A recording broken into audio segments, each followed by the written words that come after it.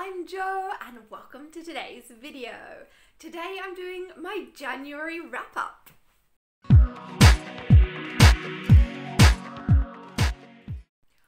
Okay, so January wrap-up time.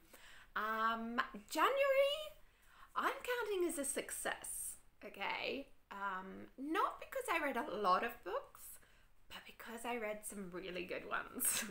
Okay, so I got 4 books read in January, 2 of which count both for the clock reading challenge for this year and also for my Galley TBR challenge for this year as well. So off to a good start with both of my reading challenges. And I also got a non-fiction in there as well, which I'm really pleased about, because one of the things that I want to do for this new year is read some more non-fiction, okay? I'm very much liking the idea of self-improvement, just like in general for life, okay? So whether it's me personally, my body, my mental health, just like in general for me personally, or whether it's more to do with like home organization and decluttering and minimalism and everything that there is. So anyway, I want to read more non-fiction this year. So anyway, off to a good start with that. So let's talk about the books that I actually read. Okay, you can see on here, I have my lovely little graphic, which you can find over at joliensdale.com with the complete rundown of everything for my January wrap-up. I will include the link for you for that. But these other books that I read, I got a bit of glare going on there. So we got the non-fiction one here, which is What Confident Women Do. Really enjoyed that one. It's by Kate Richardson. This one it's all about having confidence, okay? And I really enjoyed this. I will link up to the full review that I've done for this for you, so I won't be repeating myself too much here on the channel. But I thought it was really good. I gave a 4-star to that one. Okay. Definitely some things in there which I hope to be using for myself this coming year. Then I had the Enola Holmes, the first book in the series. This one. I also have the alternative cover. See that? Because the lovely people at Hotkey Books sent me both of them because they're awesome. So yes, read this one, first book in the series. I also gave this one a 4-star. It definitely shows amazing potential for the series. I'm really excited about reading it. That one, obviously, I have seen the Netflix film version, unfortunately, before reading the book. I think if you do get the chance, because you haven't done either yet, then I would suggest reading the book first. There are quite a few differences between the book and the film, but I think you would probably enjoy the book more if you read it before having seen the film. Okay, but anyway, I'm really looking forward to jumping into the rest of the series for that one. Then I read One Down, which is by Deanna Wilkinson. Okay, that got me, see that one there? That one got me my first read for the clock reading challenge of this year. So super excited to get started on that one. And it was really good. I really enjoyed this one. One Down is a crossword clue that spells murder.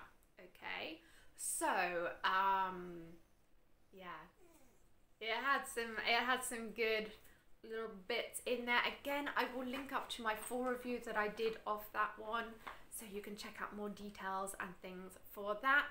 But I thought it was rather clever, because in that our killer is sending messages through the crossword clues. Okay, so if you like crosswords and things, then that's definitely one you might want to check out as well. Then the last one that I read was Five Will Die, which is this one right here, which was a 5-star read for me. Okay, and so my favourite read from January, Five Will Die, is, oh, there's just so much going on in it, and all the different characters, and you get flashbacks to like the killer, but you don't know who the killer is. And because of all the information you're getting about all the different characters, it does keep you guessing, because when you think, yeah, I know who it is, and then you'll get some more information about someone else, and you'll be like, okay, yeah, but it could be them as well. And so, you know, it does keep you guessing as you go through. Again, I will link up to the full review that I did for all of these books, so you can check them out as well. But yeah, Five Will Die, very excited about reading the other books in the series, because this is the first book in the series, and I think it's called the Chameleon Chronicles, if I remember rightly, for the series.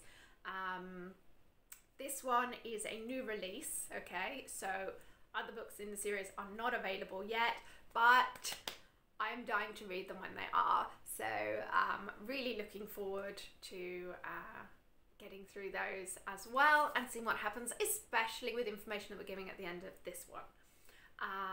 So yeah, that was my January. Now, yeah, off to a good start. I'm feeling positive about my reading challenges for this year. For the meantime, I'm just doing the clock reading challenge and the Galley TBR challenge, and then I have the personal challenge to myself to try and read some more non-fiction and things throughout the year as well. I do have a few books already lined up on my TBR, which I can't wait to dive into. And yeah, I think this year is going to be a good reading year. Also, because of other books that I already have on my TBRs, I'm very optimistic that my star ratings this year, I think, are going to be high, because I'm pretty sure that I picked some awesome reads for this year. Okay, going by my TBR, I'm very excited about the books that I plan to read over the course of 2023. And so yeah, I think it's going to be really good. Hopefully I will also manage to read a lot of books, but it's the quality, not the quantity, isn't it, people? So yeah, I'm very happy with the start to the year that I've made anyway. I'm also hoping to do some more blogging challenges and things as well, because I really want to work on my own blog as well, jolienstar.com, improving it as always as I go through, making updates here and there, because although I'm not actually posting posts about the blog audit challenge this year, you can find previous year's articles with the blog audit challenge in it, which you're welcome to do. Again, I will link up to those for you down in the description down below. Yeah, I think that what I am going to do, I'm going to be constantly doing a blog audit for myself anyway. I'm just not doing it as a particular challenge this year, as a new challenge, because also I think the stuff that I wrote about for the previous year's worth of challenges, a couple of years worth of it on there, and it's all still extremely relevant. So if you do want to go through that, if you're planning on doing a blog audit challenge for yourself this year, then you can still find all the information about the sorts of things that you can do to drive up more traffic, to refresh older posts, to improve your Google ranking and SEO in general, keywords. There's everything on there, site security, I've already done all that information. Okay, so if you want to check them out, then please do. And yeah, I will be on my own working through continuing my blog audit for myself anyway. But I would like to do some more blog related challenges as well this year. So if you know of any good ones, then please do let me know about them. Something else that I wanted to ask you guys, because it came up, I saw it in an article that I read online by another book blogger who is wonderfully bookish. So a big shout out to her. And she'd done an article where she was saying about indexing book reviews on your book blog. Now that's something that I don't have an actual special index for the book reviews that I do over at jolienstyle.com. I mean, I have the search function, so you can search books by title, author, star rating, genre, so you should be able to find them easily enough anyway. But her article made me think about, should I have an index for my reviews on my blog? I would love to know what you guys think about this. So if you have a book blog yourself, do you have a review index somewhere on your blog where you can find all of the reviews that you've done for books? And if you do, how do you organize it? Is it by book title? Is it by author name? Is it by genre? I mean, I've heard a couple of people joined in on the chat that I was having on Twitter about this subject, and lots of different ways that they've been doing it, okay?